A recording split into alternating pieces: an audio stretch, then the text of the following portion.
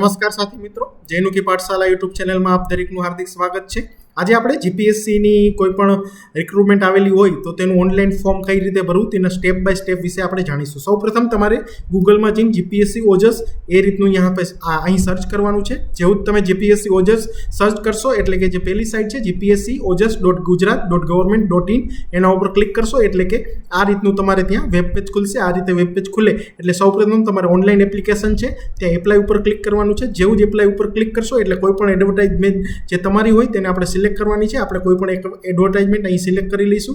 જેમ કે આપણે અહીંયા અત્યારે જીપીએસસીની જે વેટનરી ઓફિસરની જગ્યા છે તેના ઉપર આપણે ક્લિક કરીશું અને તેમાં આપણે જાણીશું એપ્લાય। ત્યારબાદ આ જે એડવર્ટાઇઝ છે તેના સામેની બાજુ જે એપ્લાય છે તેના ઉપર ક્લિક કરવાનું છે। એપ્લાય ઉપર ક્લિક કરશો એટલે ત્યારબાદ અગેઇન તમારે આવી રીતે બ્લુ કલરનું બોક્સ હશે તેમાં એપ્લાય નાઉ ઉપર ક્લિક કરવાનું છે। જેવું જ એપ્લાય નાઉ ઉપર ક્લિક કરશો એટલે કે તમારે અહીંયા આ રીતનું ઓપ્શન આવશે। તેમાં તમારે ફક્ત ને ફક્ત જો અગાઉ તમે રજિસ્ટ્રેશન કરાવેલું હોય તો તમારો વન ટાઈમ OTR કે વન ટાઈમ રજિસ્ટ્રેશન નંબર અને બર્થ ડેટ નાખશો તો ખુલી જશે। અને જો એવું ના હોય તો તમારે સિમ્પલ અહીં સ્કીપ કરવાનું છે। જેવું જ તમે સ્કીપ કરશો એટલે આ રીતનું ફોર્મ ખુલશે જેમાં આ રીતનું એક પોપઅપ મેસેજ ખુલશે। તેમાં તમારે વાંચી લેવાનો છે એકવાર અને ત્યારબાદ તેને ઓકે કરી દેવાનો છે। જેવું જ ઓકે કરશો ત્યારબાદ તમારે સૌપ્રથમ તમારું જે સરનેમ નાખવાની છે, પહેલું તમારું નામ નાખવાનું છે, પિતાજીનું નામ, માતાજીનું નામ। ત્યારબાદ તમારું જેન્ડર સિલેક્ટ કરી લેવાનું છે બંને જગ્યાએ। અહીં ડેટ ઓફ બર્થ નાખવાની છે અને અહીં તમારું મેરિટલ સ્ટેટસ સિલેક્ટ કરવાનું છે।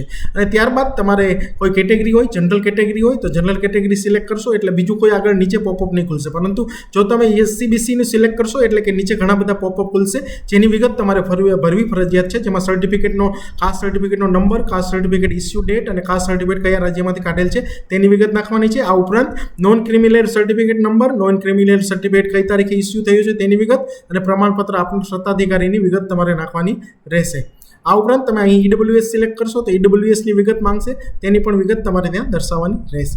આ ઉપરાંત તમે તમારું પરમનન્ટ એડ્રેસ અને અત્યારનું એડ્રેસ અને પરમેનન્ટ એડ્રેસ તમારે ત્યાં નાખવાનું રહેશે। જો બંને સેમ હોય તો બંને સેમ નાખવાનું છે। ત્યારબાદ મોબાઈલ નંબર તમારે બે જગ્યાએ હાથેથી ટાઈપ કરીને નાખવાનો છે। કોપી પેસ્ટ ના કરતા ફોર્મની જગ્યાએ કોઈ પણ જગ્યાએ બધું હાથેથી ટાઈપ કરવાનું રાખજો। ત્યારબાદ ઈમેલ છે તે પણ તમારે હાથેથી ટાઈપ કરવાનો છે અહીં અને એમાં ઈમેલ અગેઇન તમારે 2 વાર ટાઈપ કરવાનો છે જેથી મોબાઈલ નંબર નાખશો એના ઉપર OTP જશે અને એ વેરીફાઈ થશે। એટલે પરમેનન્ટ મોબાઈલ નંબર હોય એ જ અહીં સિલેક્ટ કરવો અને ત્યારબાદ તમારી નેશનાલિટી ઇન્ડિયન છે તે સિલેક્ટ કરવાનું રહેશે। આ ઉપરાંત તમે કોઈ ડિસેબિલિટી સર્ટિફિકેટ ધરાવતા હોય તો ડિસેબિલિટી ઉપર યસ કરવાનું અને યસ કરીને જે બાકીની વિગત છે અહીં જે ડિસેબિલિટી કેટલા % છે તેની વિગત અહીં દર્શાવવાની રહેશે અને સર્ટિફિકેટનો ડેટ, સર્ટિફિકેટ નંબર અને કોને સર્ટિફિકેટ આપ્યું છે તેની વિગત અહીં દર્શાવવાની રહેશે। આ ઉપરાંત જો ના હોય તો નો સિલેક્ટ કરવાનું રહેશે। ત્યારબાદ તમે કોઈ તમારે આ do you need facility of scribe તો આ નો સિલેક્ટ કરવાનું છે અને બેઝિક કોમ્પ્યુટરનું નોલેજ એમાં યસ સિલેક્ટ કરવાનું છે જે યસ જ હંમેશા રાખવું। આ ઉપરાંત કોઈ વિધવા વ્યક્તિ હોય તો વિધવાનો સર્ટિફિકેટનો નંબર યસ કરીને સર્ટિફિકેટ નંબર ત્યાં એડ કરવાનું છે। કોઈ એક્સ સર્વિસમેન હોય તો એક્સ સર્વિસમેન હોય તો યસ કરવાનું, નહીંતર હોય તો ના કરવાનું અને યસ કરશો તો બીજી વિગત તમારે ત્યાં જે તે સર્ટિફિકેટની વિગત ભરવી પડશે।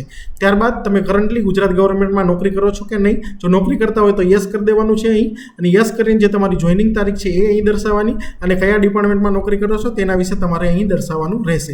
R you in feeder cadre of respective post તો અહીંયા તમારે અહીં નો દર્શાવવાનું છે વેટનરી ઓફિસર માટે। અને જો તમે એમ્પ્લોય ના હોય, ગુજરાત ગવર્મેન્ટના એમ્પ્લોય ન હોય તો સિમ્પલ અહીં નો કરી દેવાનું છે। એટલે કે કોઈ ડેરીમાં નોકરી કરતા હોય, કોઈ પ્રાઇવેટ સેક્ટરમાં નોકરી કરતા હોય તો એની વિગત અહીં ક્યાંય પણ ભરવાની થતી નથી, ફક્ત ગુજરાત સ્ટેટ ગવર્મેન્ટના એમ્પ્લોયને જ અહીં વિગત ભરવાની છે।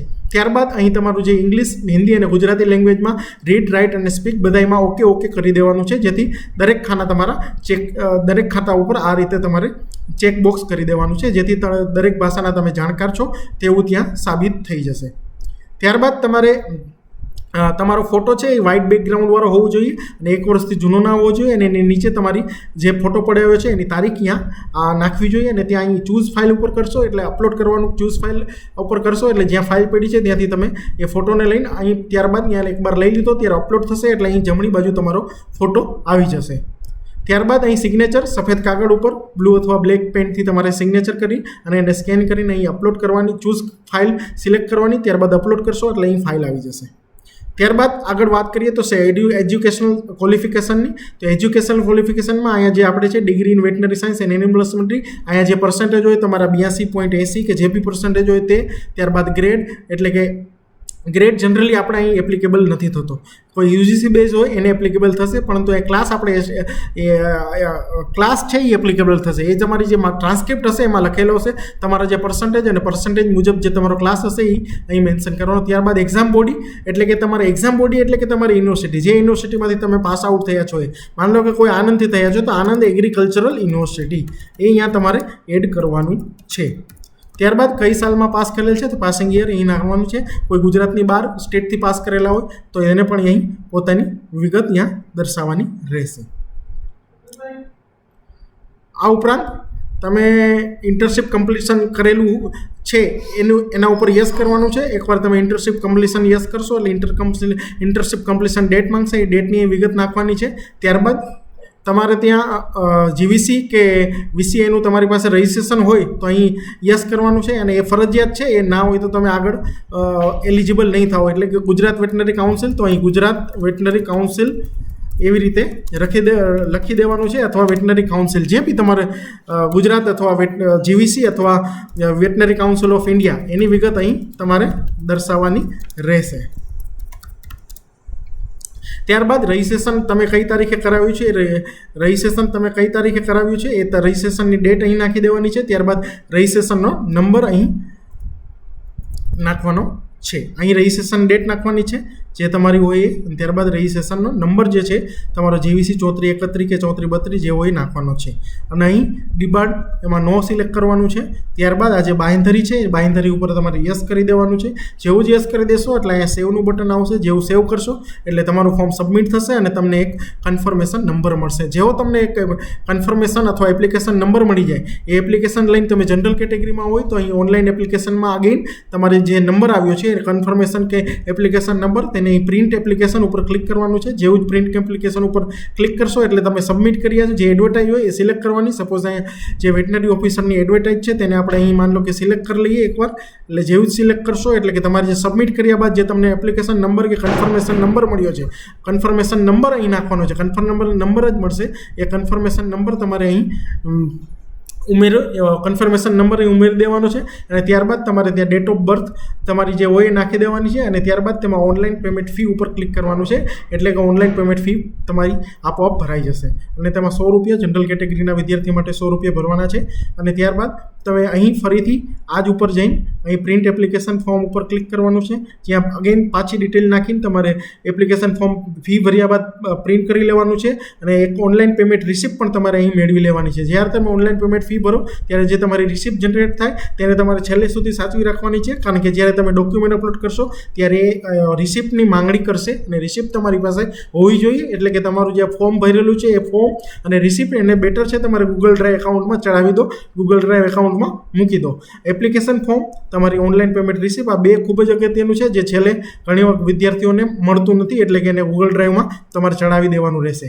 ત્યારબાદ પ્રિન્ટ એપ્લિકેશન થયા બાદ અને ભવિષ્યમાં તમારે કોઈ એમાં સુધારા વધારા કરવા હોય તો અહીં ફરીથી ઓનલાઈન એપ્લિકેશનમાં જઈને એડિટ ઓપ્શન ઉપર જઈને તમે અહીં તમારી જે એડવર્ટાઇઝ છે એને સિલેક્ટ કરીને કન્ફર્મેશન નંબર અને ડેટ ઓફ બર્થ નાખીને અહીં કેપ્ચા નાખીને તમે તેને આ ફોર્મને એડિટ કરી શકશો. હવે અહીં જે બીજો પ્રશ્ન હતો કે એનઓસી વિશેની જે માહિતી છે એના વિશે મેં ઓલરેડી એક વિડીયો બનાવેલો છે, પણ તેમ છતાં એક અગાઉ માહિતી ફરીથી હું આપી દઉં છું. એ જે એનઓસી વિશેનો ડિટેલ વિડીયો છે એની હું લિંક એની વિડીયોની લિંક ડિસ્ક્રિપ્શન બોક્સમાં હું મોકલી દઉં છું, જેથી તમને ત્યાં આસાનીથી તમે તે જોઈ શકો. આ ઉપરાંત બીજું એક મહત્ત્વનું છે કે અગાઉ જે જીપીએસસી હતી, જે 130 વેકન્સી હતી જીપીએસસીની જે 2022-23માં હતી, તેમાં કોઈ પણ પ્રકારનું જે ડેરીમાં નોકરી કરતા હોય કે કોઓપરેટિવ સેક્ટરમાં નોકરી કરતા હોય એના વિશે કોઈ પણ એનઓસીની જરૂરિયાત નથી. ત્યાં ફક્ત ગુજરાત સરકાર, અર્ધ સરકારી અથવા સરકાર હસ્તકના કોર્પોરેશન કે કંપનીમાં સેવા બજાવતા હોય તેના માટે જ અગત્યનું હતું. અને અથવા કેન્દ્ર સરકાર અથવા અન્ય કોઈ રાજ્યમાં નોકરી કરતા હોય, સરકારી નોકરીમાં હોય, એને જ આ ના વાંધાનું પ્રમાણપત્ર રજૂ કરવાનું હતું. પરંતુ આ વર્ષે જીપીએસસીના જે નિયમ છે, જે એડવર્ટાઇઝ છે તેમાં સ્પષ્ટ ઉલ્લેખ કરેલો છે કે તમે કોઓપરેટિવ સેક્ટર, સહકારી સંસ્થામાં નોકરી કરતા હોય તો પણ તમારે એનઓસીની જરૂર પડશે અને એનઓસીની તમારે ત્યાં રિક્વાયરમેન્ટ થશે. તો આ થઈ આપણે સ્ટેપ બાય સ્ટેપ પ્રોસેસ વિશે વાત કરી. આમાં કોઈ પણ વિદ્યાર્થીને કોઈ પણ ઉલ્લેખ ખબર ના પડી હોય તો તમે કોમેન્ટ બોક્સમાં કોમેન્ટ કરીને જણાવી શકો છો. જો તમને વિડીયો પસંદ આવ્યો હોય તો આ વિડીયોને લાઇક કરો, શેર કરો અને સબસ્ક્રાઈબ કરો. Thank you very much.